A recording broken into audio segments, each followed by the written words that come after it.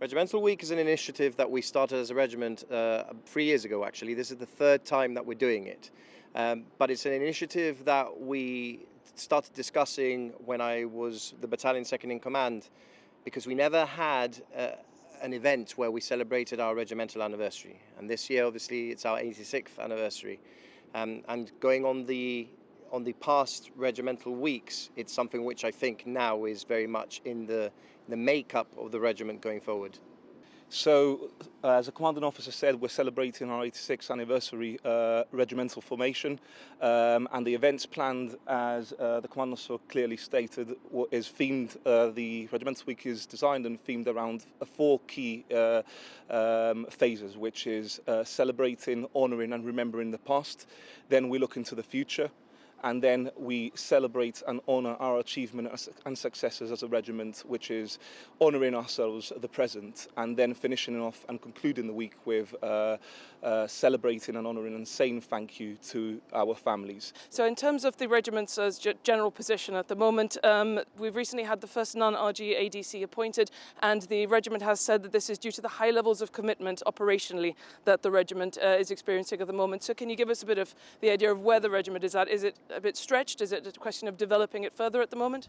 I welcome the support that we've been given by Captain Will Moss, who is currently the ADC to His Excellency the Governor. I had an interview with him last week and I welcomed him as part of the regimental team. It's very important that we can benefit of these opportunities and get people to support the regiment so we can continue, like you've rightly pointed out, to keep on pushing the boundaries as a unit. It's not the first time that the regiment has seen external support. I was very grateful to the support that we had from my predecessor, Colonel Matt Moore, who was the first time in our history that we had an external commanding officer.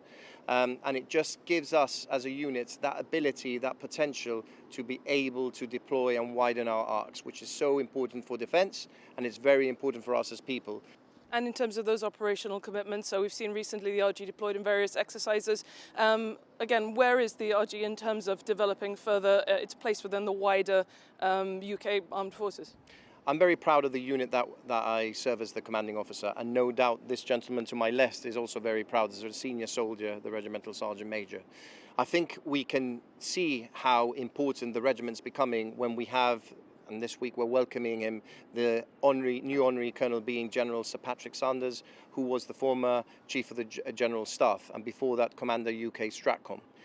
It just shows what value we as a regiment have and add to defence.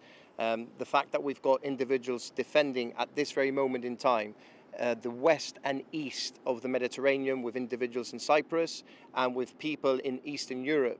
It just demonstrates and dispels that myth that the regiment are just a locally raised battalion that are fixed to do duties on rock. Yes, that is partly true, but we're also here to support wider defence commitments. And finally, what's your message on Regimental Week?